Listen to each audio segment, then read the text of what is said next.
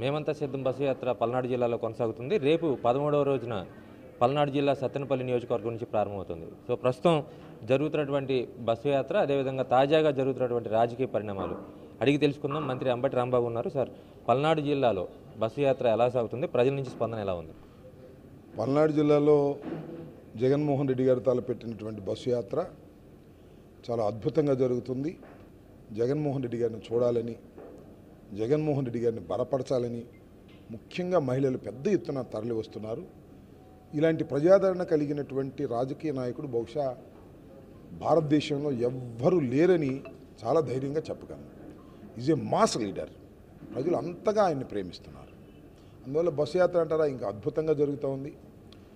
మేమంతా సిద్ధం సభలు కూడా చాలా అద్భుతంగా జరుగుతూ ఉన్నాయి. సో ఇంకొక ప్రధాన అంశం, 2 రోజుల నుంచి వాలంటీర్ల చుట్టూ రాష్ట్ర రాజకీయాలు కొనసాగుతున్నట్లుగా తిరుగుతున్నట్లు కనిపిస్తోంది. మీరేమో వాలంటీర్లని మా ప్రాపర్టీ అన్నట్టుగా ఓన్ చేసుకొని మీరు మాట్లాడుతున్నారు.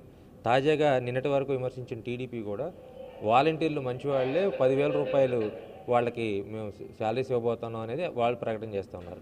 ఎలా చూడాలి దీన్ని? కృష్ణ, నువ్వు అడిగిన దానిలోనే సమాధానం ఉంది. వాలంటీర్లు నిన్నటిదాకా విమర్శించిన చంద్రబాబు నాయుడు గారు ఇవాళ వాలంటీర్లని మేము భుజాం పెట్టుకుంటున్నాను అని చెప్తున్నాడు. వాలంటీర్లు ఎలాంటి వాళ్ళని చెప్పాడు చంద్రబాబు నాయుడు గారు? వాలంటీర్లని ఎంత అపవాదం వేశాడంటే, పురుష వాలంటీర్లు భర్తలు లేనప్పుడు వెళ్ళి తలుపులు కొడుతున్నారనేటువంటి నీచమైన అపవాదం వేశాడు.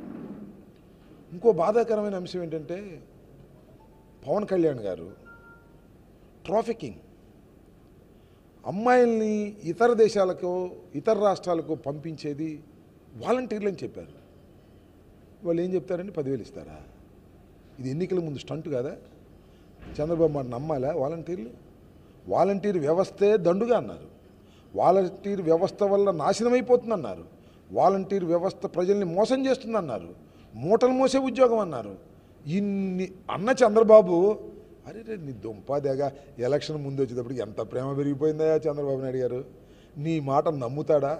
మానవుడనేవాడు ఆంధ్ర రాష్ట్రంలోనే కాదు, భారతదేశంలో మానవ జన్మ ఎత్తిన ఎవ్వడు కూడా చంద్రబాబు మాట నమ్మరు.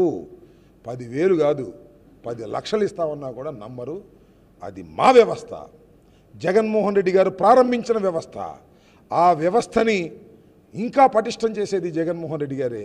మీరేమో 175, వై నాట్ 175 అంటున్నారు. వాళ్ళేమో 165 సీట్స్ మేమే కొడతాము, 150 సీట్స్ కొడతామంటున్నారు. రెండిట్లో ప్రజలు ఏది నమ్మాలి? ప్రజలు ఏది నమ్మాల్సిన అవసరం లేదు. ప్రజలు నమ్మింది రేపు చూపిస్తారు. జగన్మోహన్ రెడ్డి 175 సీట్లు కొట్టి రాష్ట్రానికి ముఖ్యమంత్రి కాబోతున్నాడు. ఛాలెంజ్ చేసి చెప్తున్నాను, దానిలో ఏ విధమైన సందేహం లేదు.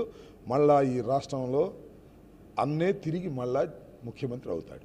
సో మొత్తంగా మేమంతా సిద్ధం బస్సు యాత్ర పల్నాడు జిల్లాలో దిగ్విజయంగా కొనసాగుతుందని మంత్రి చెప్తా ఉన్నారు. అదేవిధంగా రాష్ట్రంలో వాలంటీర్ల పేరుతో జరుగుతున్న రాజకీయంలో ప్రజలు కాదు, వాలంటీర్లు కాదు, ఎవరు ప్రతిపక్షాలు నమ్మే పరిస్థితి లేదు. నిన్నటి వరకు వాలంటీర్ల మీద అపవాదులు వేసినటువంటి వాళ్ళే ఈరోజు వాళ్ళకు జీతాలు పెంచే కార్యక్రమం చేస్తామని చెప్పే విధానం మోసపూరితమైన వివాదం అని చెప్పని మంత్రి చెప్తా ఉన్నారు. కెమెరా పర్సన్ మురళితో కృష్ణ, ఎన్టీవీ, పల్నాడు.